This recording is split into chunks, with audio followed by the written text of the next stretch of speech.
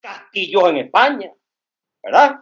Donde viven, no, bueno, el rey de Arabia Saudita es un pendejo, al lado de cómo viven algunos de estos bandidos venezolanos, destruyendo y saqueando totalmente a Venezuela, el país más rico del mundo, no de América Latina, del mundo entero en recursos naturales. Se llama Venezuela.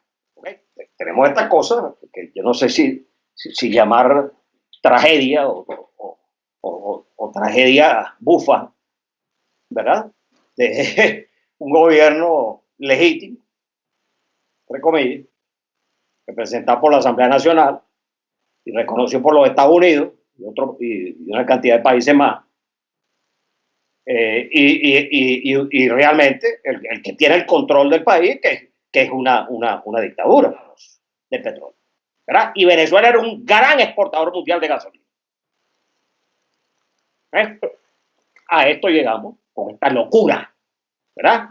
Que ocurrió en Venezuela hace 28 años, cuando decidieron defenestrar a Carlos Andrés Pérez, el gran político de Venezuela que estaba haciendo las transformaciones fundamentales que necesitaba el país. Bienvenidos una vez más a nuestro canal y a estas sus historias de cuarentena, que hoy tenemos pues una conversación muy especial con alguien que ha dado una gran demostración del conocimiento en materia económica petrolera y también sobre su amor al país, a Venezuela. Estamos conversando con el economista Miguel Rodríguez, quien ocupó cargos como ministro de Estado para Cordiplan.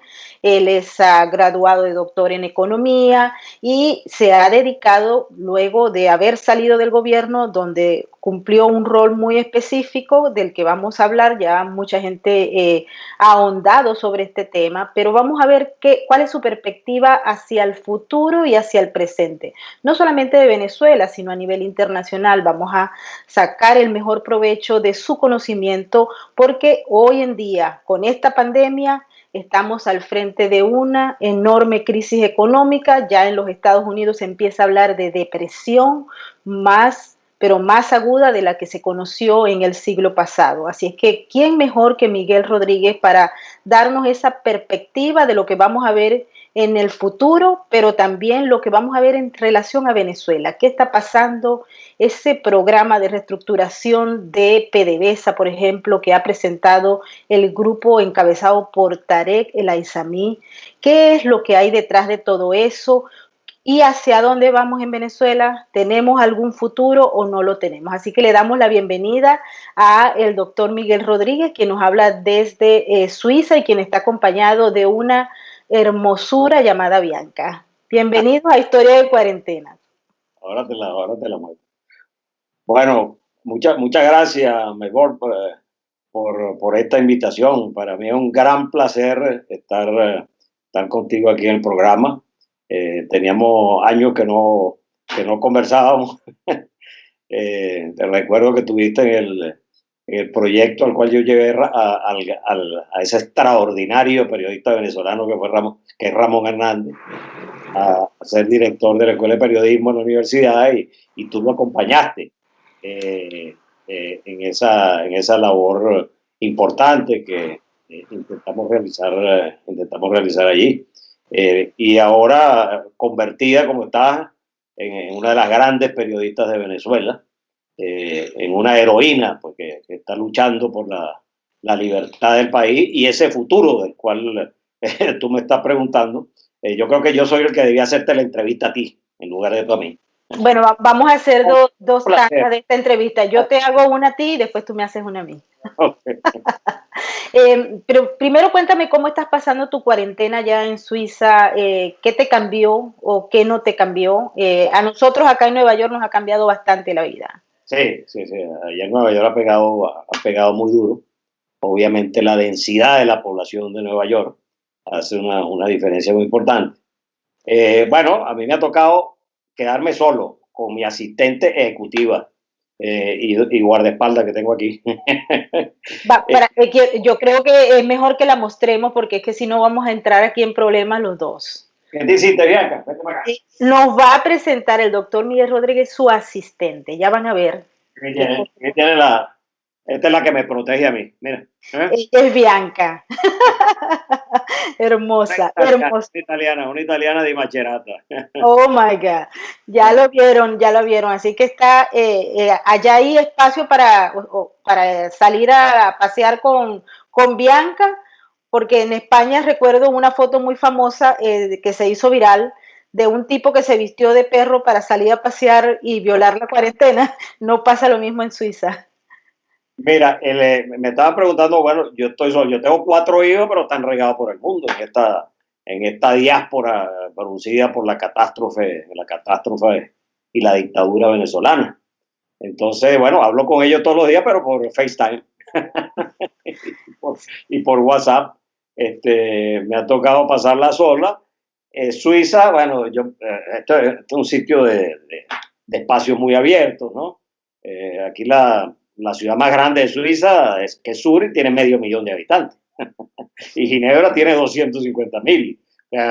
Yo estoy al lado de Lausanne, en un sitio, tú sabes, si quieres te lo muestro, con mucha vegetación, y ahí atrás ves a los Alpes y al lago, ¿no? Entonces, aquí uno puede salir a caminar.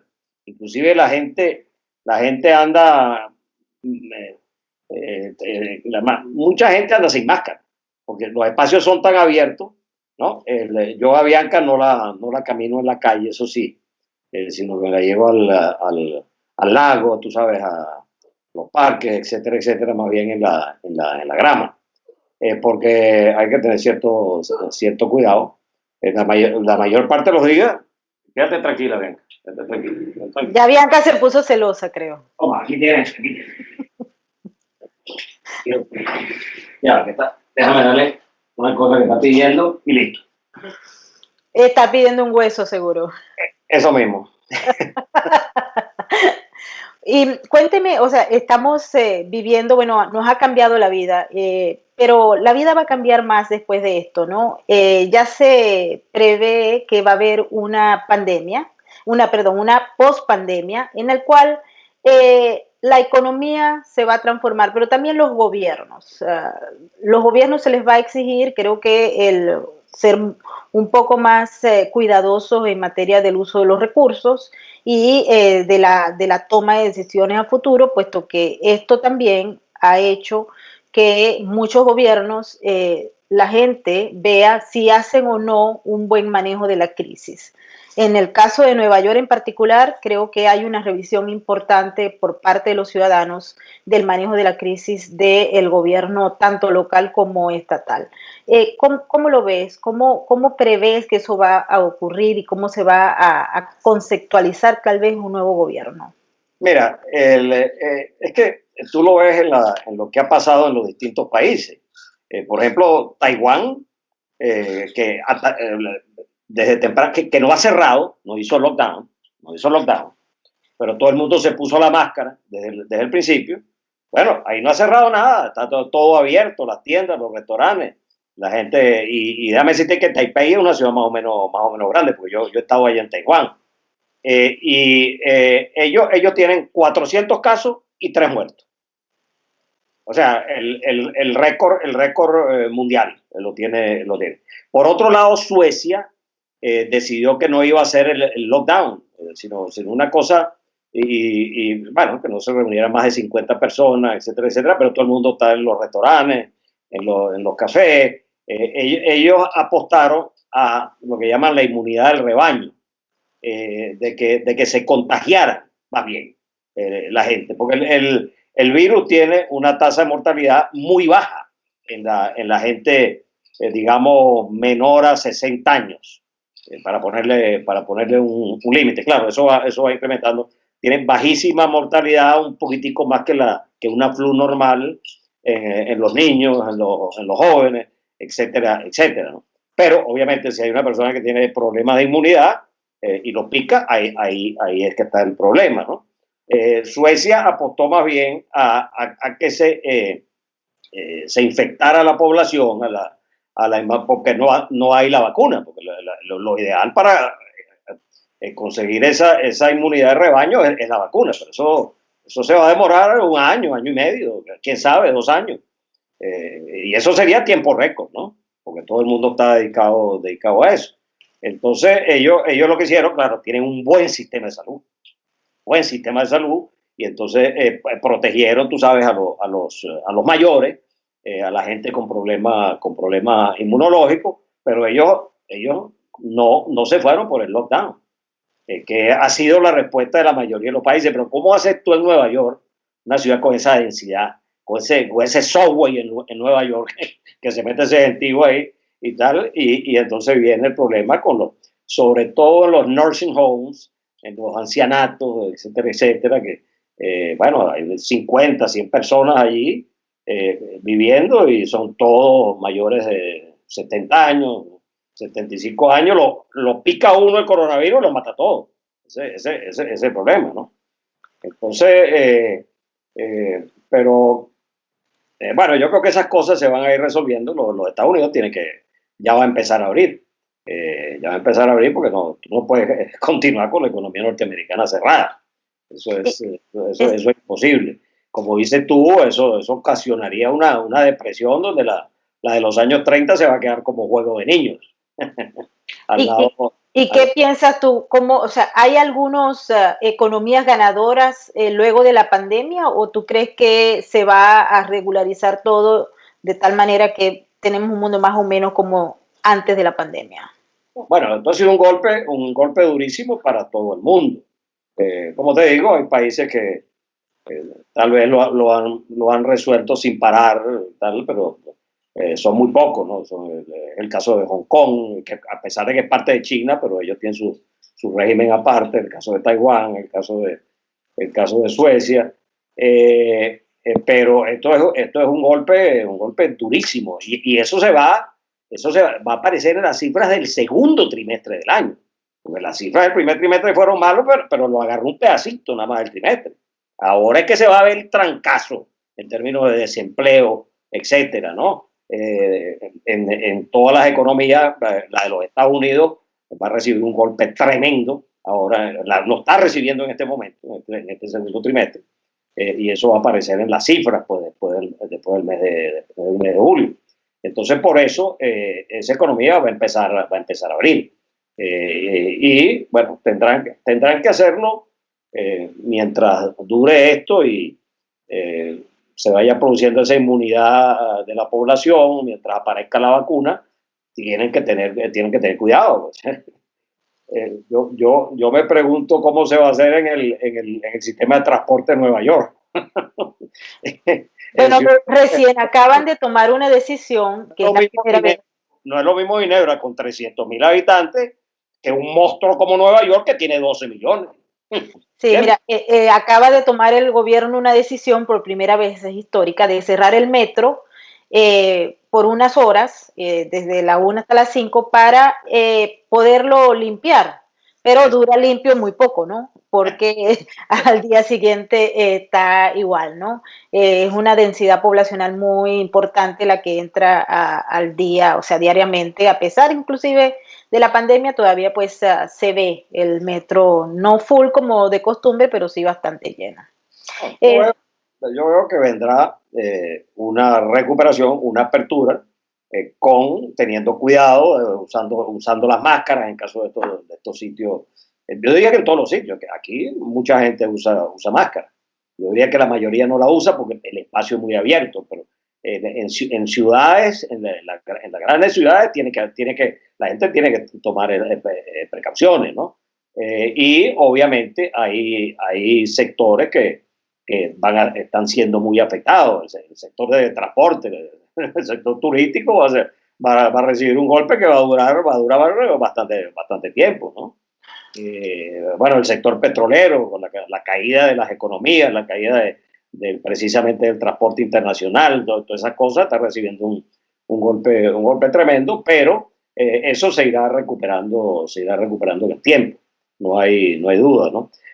Una de las cosas que tienen que atender los gobiernos son los sistemas de salud, obviamente. Esa es la ventaja que tienen estos países de Europa, digamos, del norte de Europa, que tiene, fíjate, Alemania, Alemania mantuvo la manufactura trabajando todo el tiempo.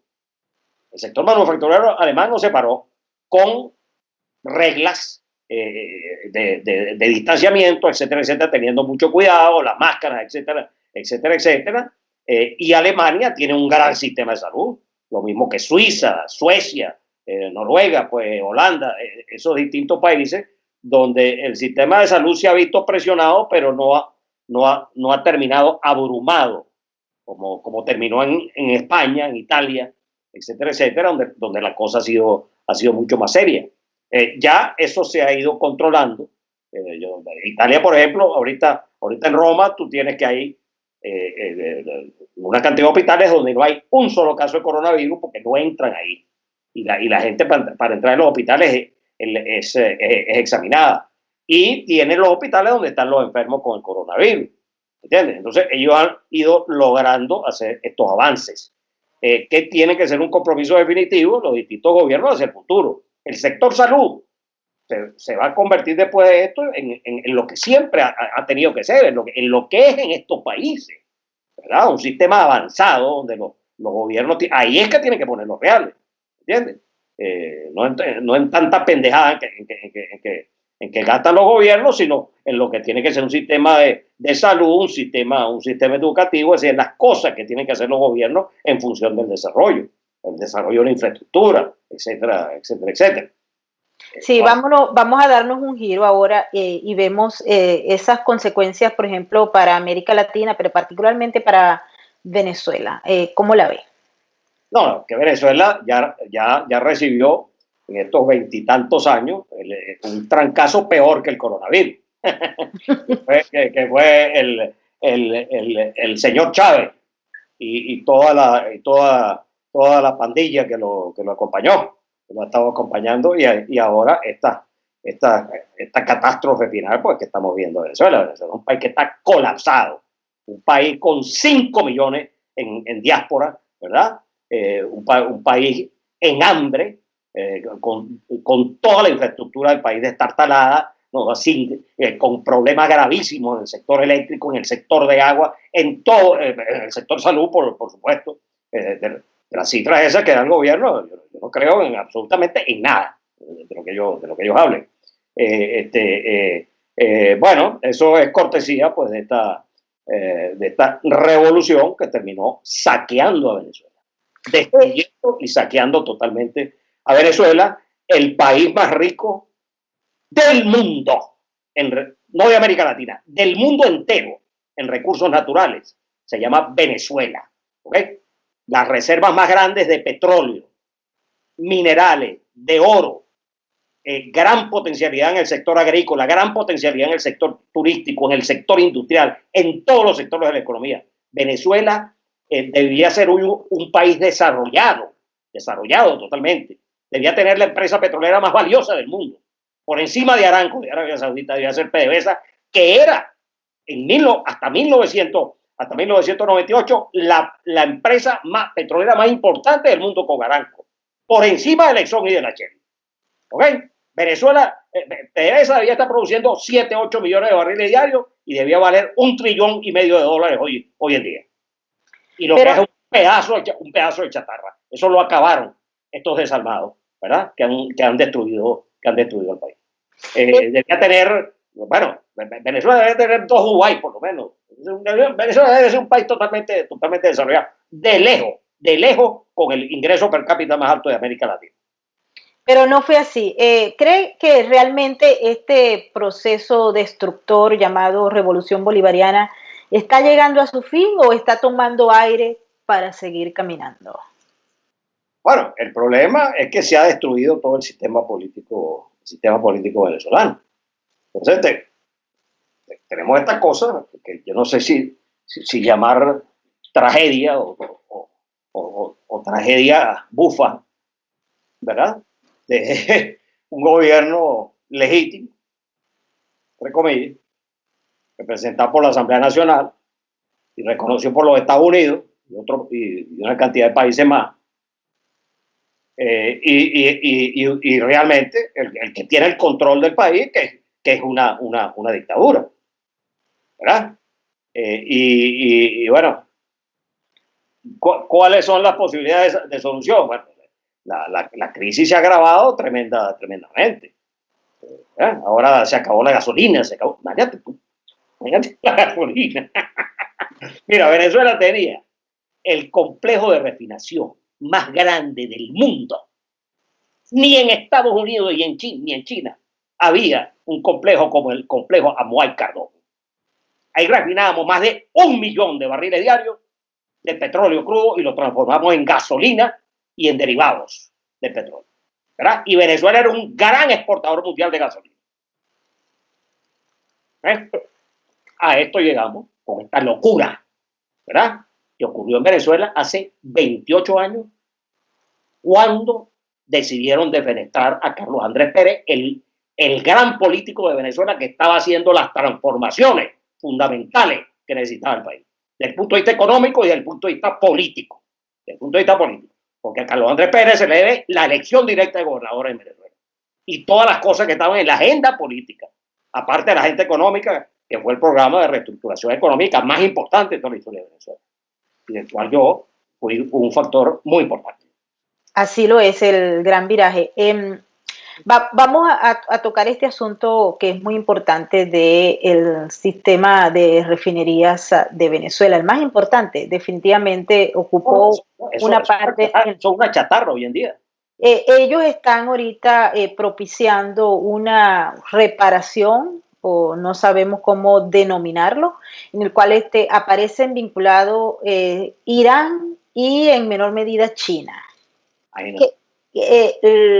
Han habido vuelos desde Teherán llevando aparentemente piezas, no sabemos exactamente lo que es, porque dentro de una organización criminal como la que gobierna Venezuela, pues el secretismo y la oscuridad son los elementos claves para poderse mantener en el poder. Pero ellos dicen que ahí están llegando piezas para recuperar la refinería. Pero paralelamente a esto también la semana pasada se dio a conocer, no de manera oficial, sino que se filtró, un plan de reestructuración de la empresa petrolera que equivale inclusive al cierre de varias entes de PDVSA en América Latina. Hablan también del caso de Citgo y la apertura de una petrolera, una PDVSA Rusia, ¿no? La privatización. Sí, una PDVSA rusa. Sí, ellos proponen la creación de PDVSA rusa y prácticamente la privatización en gran medida de PDVSA. No sé si ha tenido chance de revisar esto. Yo tengo el proyecto y realmente es interesante ver lo que lo propusieron y no sabemos quién fue el que lo hizo. Hemos recibido información de que hubo un comité donde participaron los aliados del régimen para hacer esto. Ali Rodríguez Araque. Esa es la comisión y está el comandante Fausto. Y está encabezada nada menos y nada más que por Tarek El Aissami y Asdrúbal Chávez. Entonces, uno de ellos buscado por narcotráfico acá en los Estados Unidos y por sus vinculaciones con los grupos islámicos terroristas.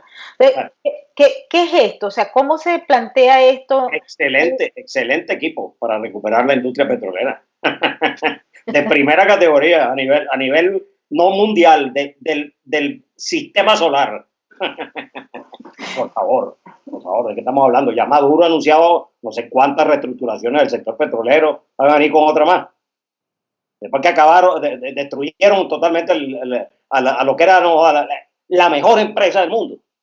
Y entonces, ¿hacia dónde vamos? O sea, ¿qué es lo que va a pasar? Bueno, en Venezuela tiene que haber un cambio. Entonces, ahí te voy a hacer la pregunta yo a ti, que tú estás más enterada de eso que yo. Bueno, ahora empieza esta segunda parte que es que él me va a entrevistar. Entonces dime tú, ¿cómo se resuelve esto? Un país que en realidad, Venezuela, en este momento, dejó de ser una nación. Venezuela es un estado fallido. Eso es lo que es Venezuela. Yo te voy a responder con algo, ¿no?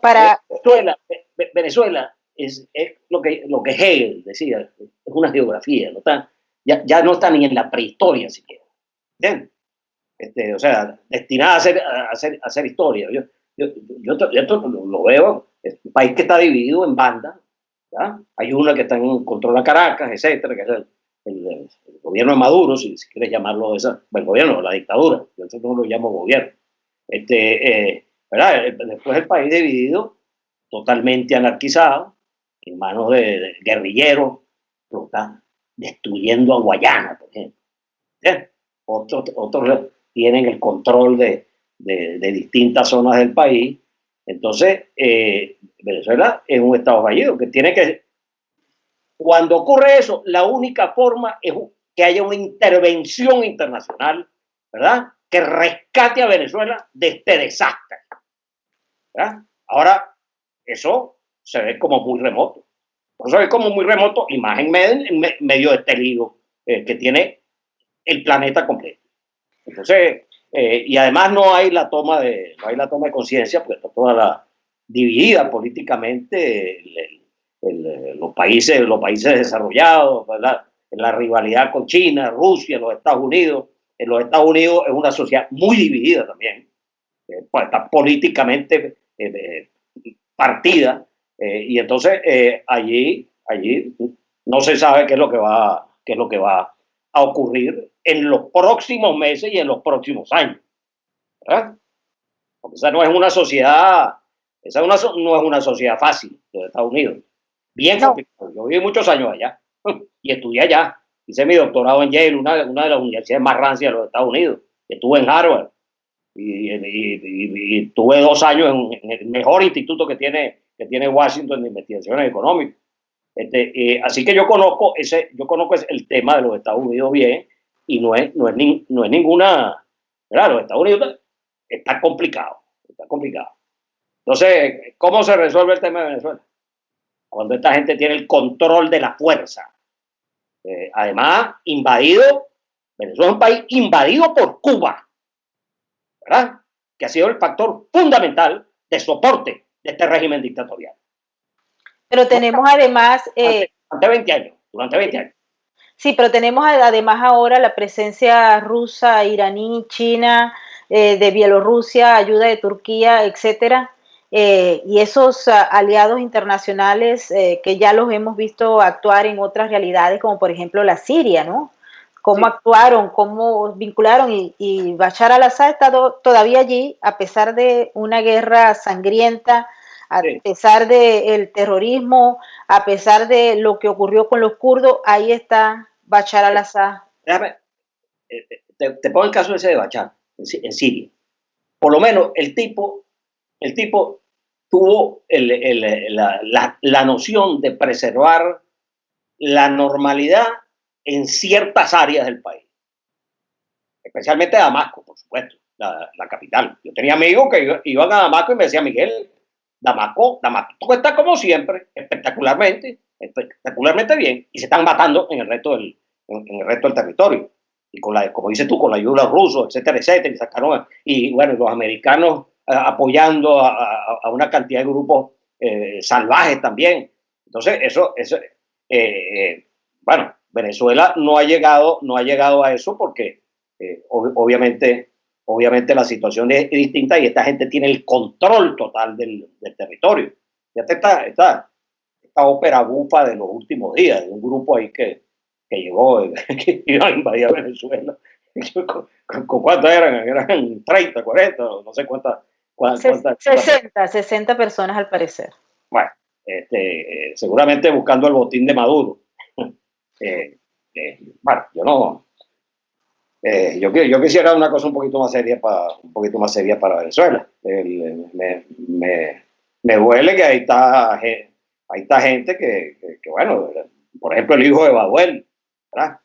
Porque el general Baduel, que es un tipo que ha estado preso. ¿Cuántos años tiene Baduel? Ya tiene bastantes años preso, creo que 12. Uh-huh. Que por cierto, ese sí le podía dar el trancazo, ¿ok? Porque ese sí es un jefe militar. Pero desde la cárcel no podrá hacer. Pero eso lo tienen controlado los cubanos, ¿verdad? Hasta el día de hoy. Entonces, Venezuela es un estado fallido que se ha convertido en una satrapía de Cuba, de La Habana, ¿verdad? ¿Cómo se resuelve ese problema? Te pregunto yo a ti. Bueno, hemos evaluado mucho ese aspecto, ¿no? Y las conclusiones que hay es que antes de pensar en un proceso de transición desde el punto de vista político, diplomático, etcétera, debe haber primero una comprensión de la realidad. Y la realidad es que Venezuela es una red de redes criminales que deben ser desmanteladas. Esas redes criminales tienen tentáculos internacionales, lo que significa que la comunidad internacional que esté interesada en realmente acabar con esa red criminal que ha generado estados paralelos, donde hay una economía paralela absolutamente ilegal de contrabando desde la cocaína, heroína, metanfetaminas, torio, uranio, oro, etcétera, se rotan las cadenas. Se ha intentado, bueno, hay algunos elementos que nos dicen que muy poco, porque no hay una comprensión, no hay un diagnóstico real del problema. Se escucha, pero hay un diagnóstico que fue errado desde el principio. Hoy en día hay mucho más elementos para tener un diagnóstico equilibrado que señala que si no hay un desmantelamiento del crimen organizado internacional que ocupa el poder político y la toma de decisiones en Venezuela, no va a haber ningún tipo de transición que sea por lo menos efectiva en los próximos meses. Así que ese creo que es, no sé si es la respuesta, pero al menos eso es lo que hemos estado avanzando nosotros desde acá en lo que hemos trabajado. Diagnóstico, el diagnóstico que comparto de lo que tú estás planteando. Es lo que Y yo bueno, intenté decir con menor detalle y calidad de lo que tú explicaste, ¿verdad? Pero ¿quién le pone el cascabel al gato? yo creo que hubo también, a lo largo de todos estos años, hubo una subestimación del enemigo. O sea, no se dibujó, no se calculó, en un principio se tomaba como un chiste, había voces que decían esta cosa es mucho más seria de lo que la gente está tomándolo, pero el lobby político pagado por la enorme renta petrolera hizo que muchos bajaran la cabeza, muchos vendieran sus conciencias, se generara toda esta red de apoyos al régimen de Chávez y posteriormente Nicolás Maduro que se mantienen. Porque si uno va a la ONU, a mí me toca ir a la ONU cuando la abran, casi todos los días, y ahí uno puede observar que la red de apoyos que se fundó durante la época de Hugo Chávez y que se pagó con la renta petrolera se mantiene. Se mantiene sin duda. Se mantiene y hace daño porque por lo menos ahora, luego de este evento de la Operación Gedeón, esto viene para la ONU definitivamente y va a haber una ratificación de esos apoyos que se compraron y que también uno de esos apoyos son aliados de esta red criminal internacional que opera a nivel mundial, pues. Las Naciones Unidas son un monstruo de 200 países, ¿entiendes? 50 reconocen a Guaidó, ¿verdad? Y lo reconocen porque los Estados Unidos, los 5 minutos que él se proclamó, lo reconocieron. Ciertamente, pero... 50 países que lo apoyaron. Pero bueno, eso lo liderizó los Estados Unidos, pero por otro lado, tú tienes que el organismo más importante desde el punto de vista de ese tipo de toma de decisiones es el Consejo de Seguridad, que tiene a China y a Rusia con poder de veto, además, cada uno. Entonces, ¿cómo vas a hacer? ¿Las Naciones Unidas es la que va a resolver esto? No creo. No creo. Como decíamos cuando yo era muchacho, agarra ese trompo en la uña. Agarre ese trompo en la uña. Vamos a irnos, quiero seguir en el entramado de Venezuela y analizar lo que fue tal vez esa daga que acabó con el sistema de gobierno y que venía creciendo, porque el tema de la corrupción en Venezuela viene desde 1811 en adelante, pero había unas reglas y unas normas que medianamente podían parar o manejar desde el punto de vista institucional la corrupción. No se tomaron las medidas necesarias, pero hoy en día Venezuela es uno de los países más corruptos del planeta y el sistema financiero internacional ha sido utilizado por estos bandidos, roedores del erario público venezolano para lavar su fortuna. Por cierto, allá en Suiza la banca ha dado un gran aporte para que estos bandidos delincuentes laven sus dinero. Se conocen muchos casos, yo particularmente he seguido muchísimos casos desde acá, desde los Estados Unidos, donde se realizaron todas las operaciones en bancos suizos, pero también aquí en el sistema financiero norteamericano. ¿Hasta qué punto, con todo el conocimiento que hay, se puede pensar en una, si se quiere, un alivio, o no podemos decir un gran arreglo, pero sí cómo se puede mermar una corrupción que está anclada en toda la mente del colectivo venezolano y que ha servido de elemento fundamental para que las organizaciones criminales dominen el país? Porque ellos ven a un político, cualquiera sea, que puede ser un obstáculo para el crimen organizado, e inmediatamente lo compran, sea narcotraficante, sea ladrón de cuello blanco o quien sea que tenga en su actuar una conducta criminal. Mira, la corrupción es un mal endémico en América Latina, en Venezuela, en muchos países del mundo, en los Estados Unidos, ¿verdad? Eh, lo, lo que tú tienes que hacer es un gran esfuerzo institucional para cerrarle los caminos y las vías por las cuales se mete la corrupción.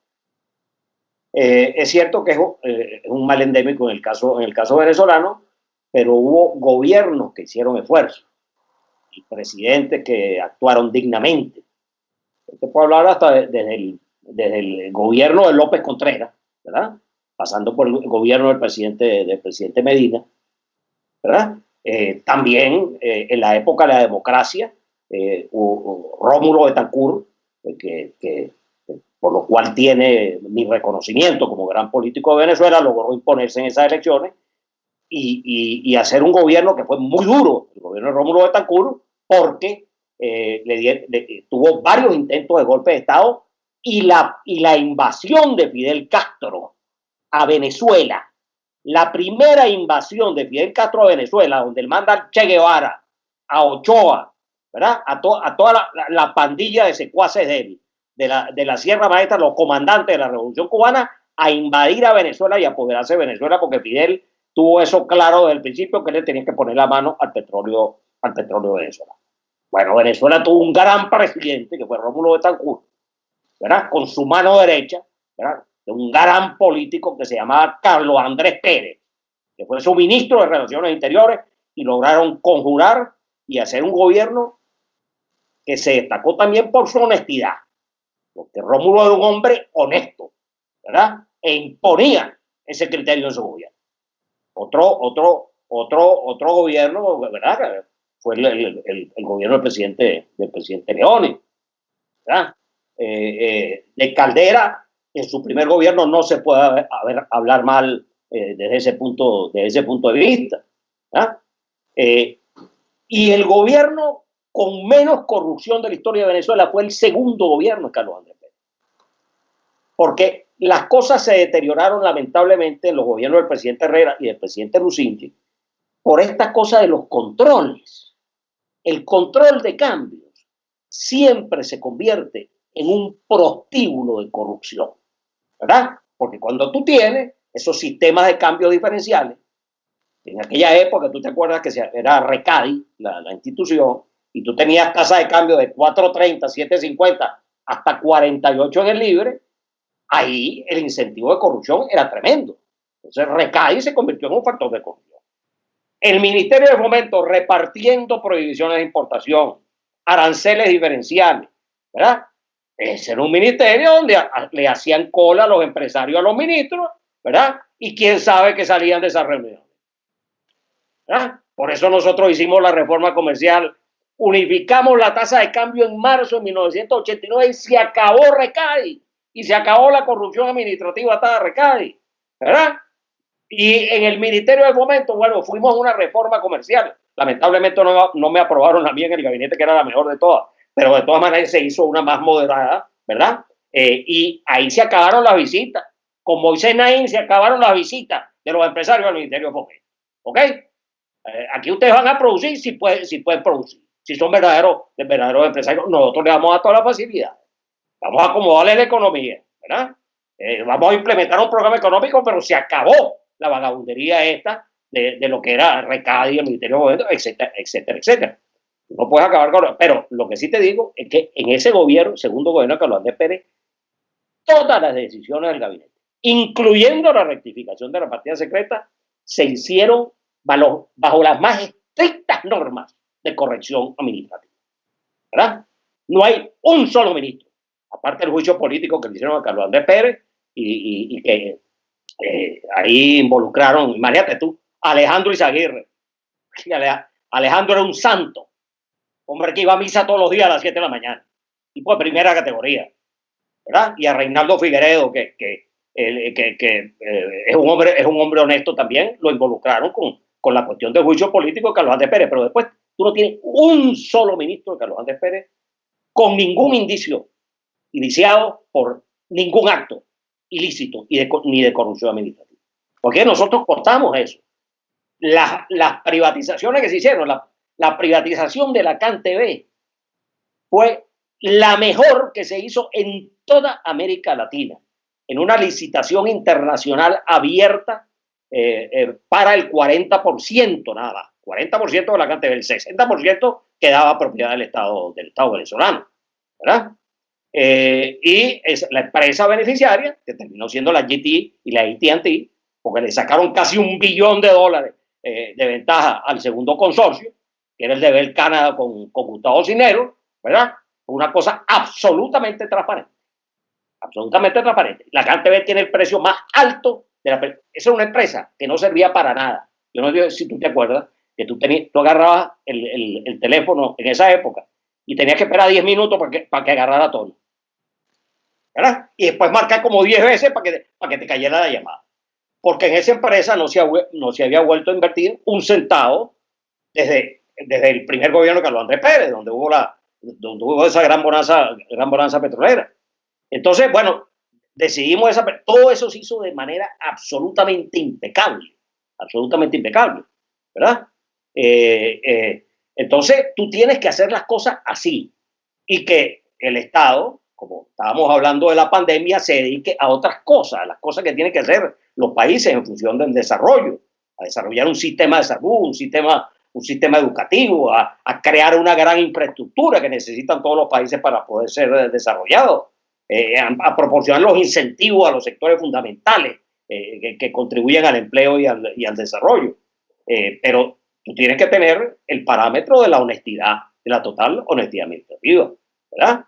Y la gente que participe en los gobiernos tiene que ser gente que no esté en esa puerta giratoria, ¿verdad? Que si entre los bancos y las empresas y el gobierno, ¿verdad? Porque ahí sí llega el flagelo de la corrupción administrativa. Fíjate que en la crisis en los Estados Unidos hay muchas acusaciones de que se hicieron cosas deshonestas y que se le entregaron y que se salvaron a las grandes fortunas a costa de los pendejos. Eso ocurrió en los Estados Unidos también. Entonces, el sistema capitalista es un sistema, bueno, es el único sistema que ha funcionado desde el punto de vista del desarrollo, pero tú tienes que tener un país desarrollado institucionalmente, un país con contraloría, un país donde haya separación de poderes, ¿verdad? Y se cree la conciencia nuevamente de la honestidad administrativa, que es una de las grandes preocupaciones que yo tengo en Venezuela. Definitivamente. Con todo, porque de las peores cosas que ha ocurrido con esta dictadura, ¿verdad? Es que se han robado a saco al país. Estos tipos se han robado billones de dólares. Hay funcionarios de este régimen que no son millonarios, son billonarios en dólares. ¿Entiendes? Y grupos y factores económicos, vamos a decir, empresarios entre comillas, porque los empresarios no trabajan así, un verdadero empresario, ¿verdad? Que se han enriquecido a costa del hambre de los venezolanos, ¿verdad? Mucha de esa deuda de Venezuela, que es una deuda gigantesca la que hay hoy en día, eso terminó alimentando esas cuentas de las que tú estás hablando, ¿verdad? Esas cuentas no están en Suiza, esas cuentas están en el mundo entero. Cuentas están en el mundo entero donde esta gente ha podido lavar el dinero en propiedades muy importantes que tienen esos empresarios en todo el mundo. Castillos en España, ¿verdad? Donde viven, bueno, el rey de Arabia Saudita es un pendejo, al lado de cómo viven algunos de estos bandidos venezolanos. Como los bolichicos, por ejemplo. Bueno, imagínate tú. Esos son de lo peor, es una banda de gángsters. ¿Verdad? Y bueno, y viven como grandes ricos después de haber estafado a Venezuela. Y lo más triste de todo es que el gobierno...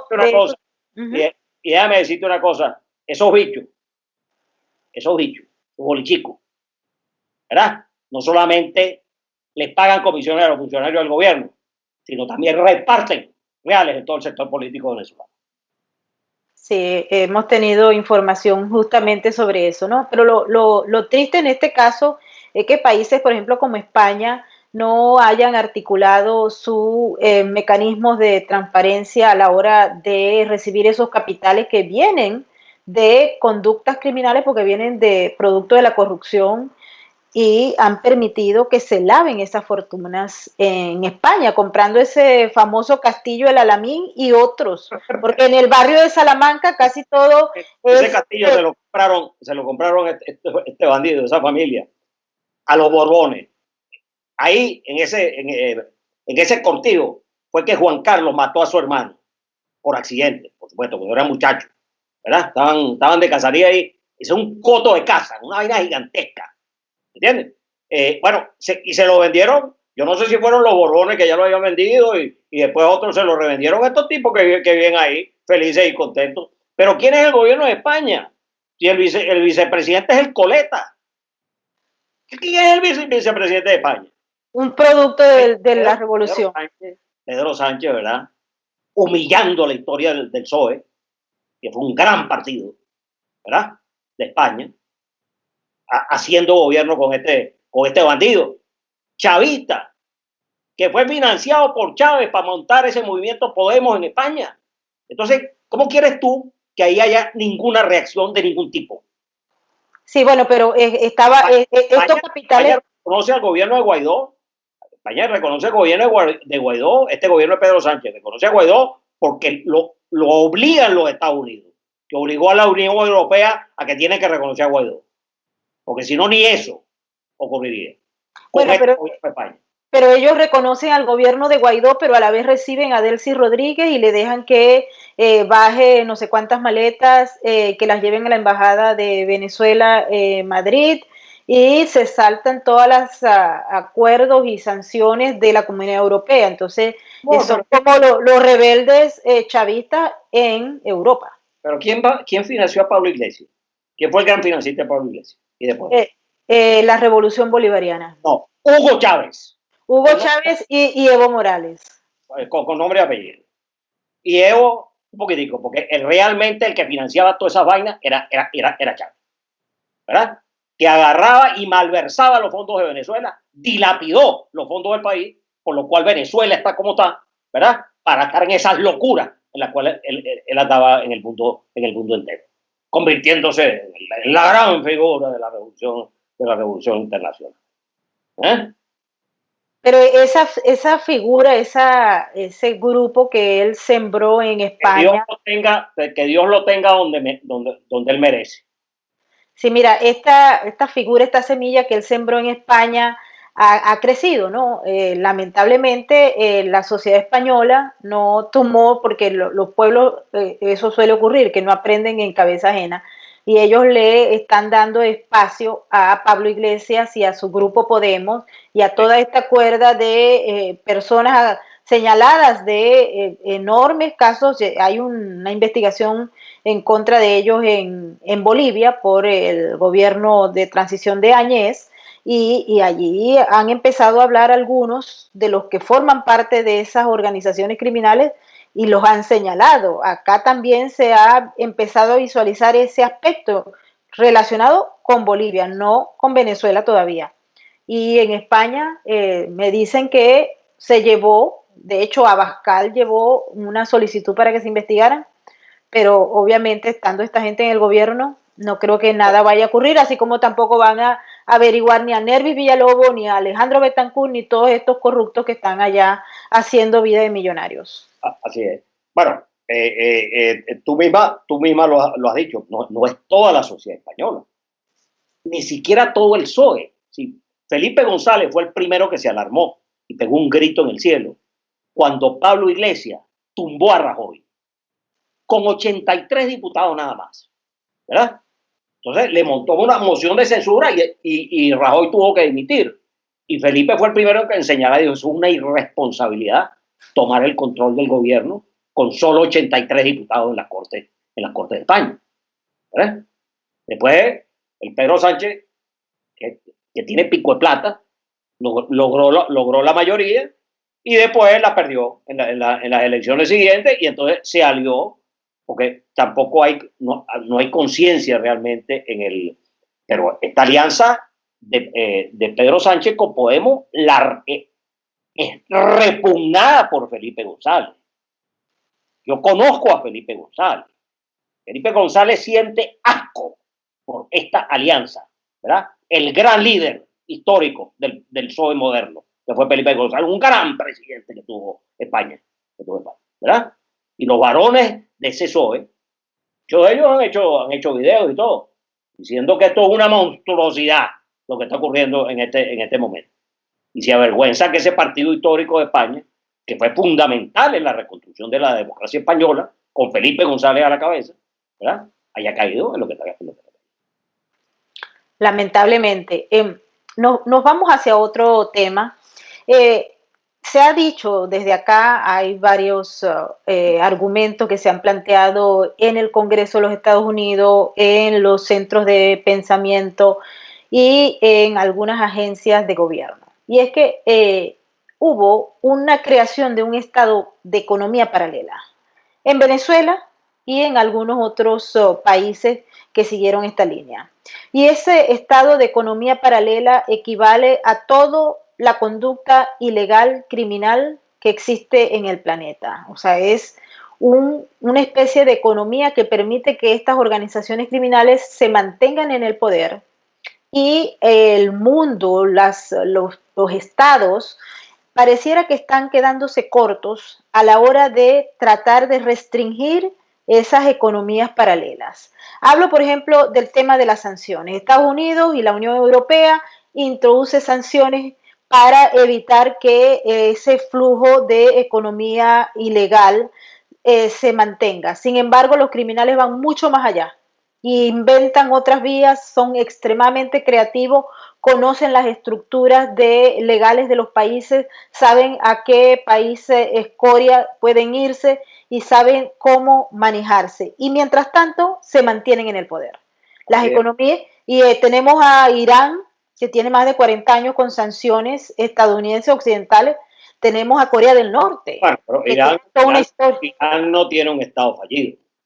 Tiene un régimen que puede ser repugnante para nosotros, ¿no? Es una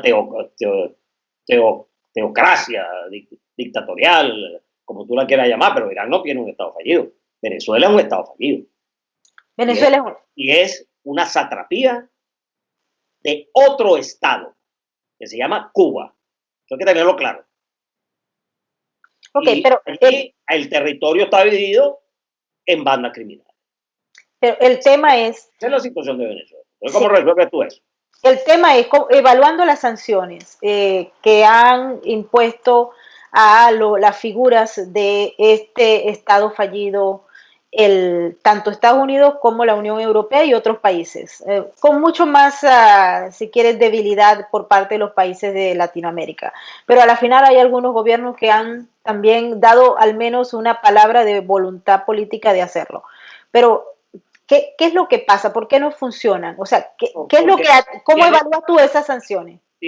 Primero, que eso se resuelve en un país, ¿verdad? Con las Fuerzas Armadas del país, ¿verdad?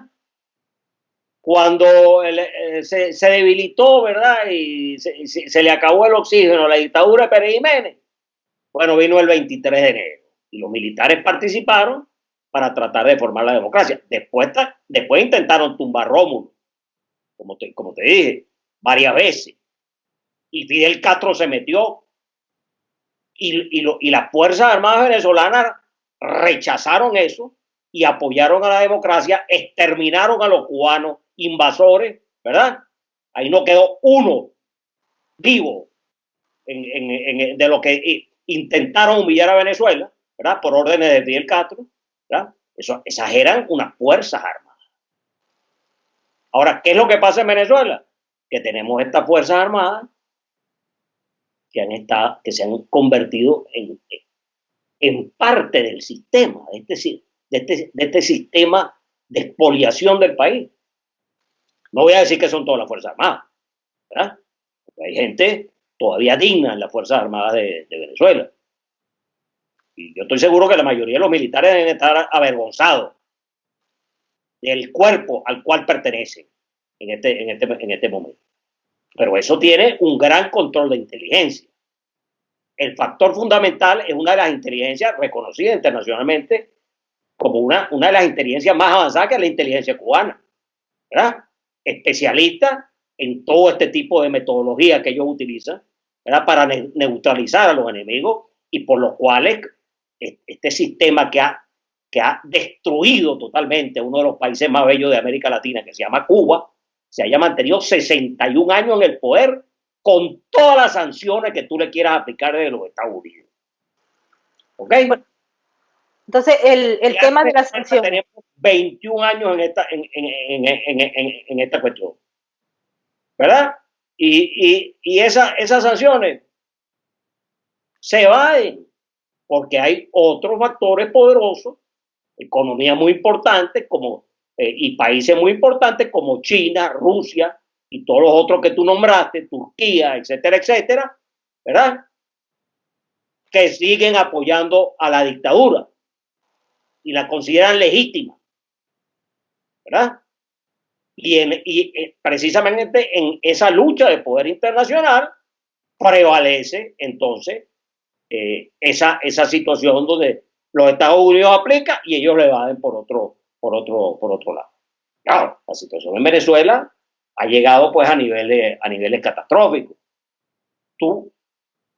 Hay mucha gente que argumenta que esas sanciones han terminado perjudicando al pueblo venezolano. Y claro que lo terminan perjudicando. Pero ya Venezuela estaba destruida antes de las sanciones. Estaba destruida. Y el gobierno de Estados Unidos lo que está tratando es apretar las tuercas creyendo que con eso va a aflojar este régimen. Después le pusieron un botín en la cabeza a Maduro y a Diosdado Cabello y al Tarek El Aissami, que ahora es el que va a manejar toda la reestructuración de PDVSA. Imagínate tú lo que estamos hablando. Entonces, bueno, yo quisiera estar totalmente equivocado. Yo quisiera estar totalmente equivocado y creer que esto se va a resolver, ¿verdad? O sea, con un cuento de Walt Disney y tal, ¿no? El mundo con una florecita en la mano. Pero yo veo eso complicado. ¿Ok? Extremadamente complicado. Así se ve desde acá y desde varias fuentes. Hemos llegado a la primera parte de la conversación con el doctor Miguel Rodríguez, que como ustedes han visto, tiene una emocionalidad y una pasión por Venezuela y por las cosas que se quieren hacer bien. Así es que le damos las gracias, los invitamos también y no se vayan a ir para una segunda parte de esta entrevista que le vamos a presentar de manera continuada. Ustedes la pueden conseguir en nuestro canal de YouTube. Recuerden, si no se han inscrito, suscríbanse, alerten todas esas campanitas para que activen y sepan cuando colocamos nuevos contenidos. Para nosotros es muy importante que ustedes se suscriban porque estamos preparando contenido sin filtro para los ciudadanos, para todos los que nos ven, para todos aquellos que quieren información sin filtro. No nos vamos sin antes recordarles que el programa está gracias a Galletas Gina. Nosotros acá en Historias de Cuarentena estamos ayudando a las pequeñas y medianas empresas, a los artistas y a todas las personas que hacen la vida un poco más linda. Así que Galletas Gina tienen allí, y recuerden que ella envía todas las galletas a todos los Estados Unidos. Nada más tienen que visitarla y tiene de diversos colores, sabores, etcétera. No se van a arrepentir. Nos vemos en la próxima emisión.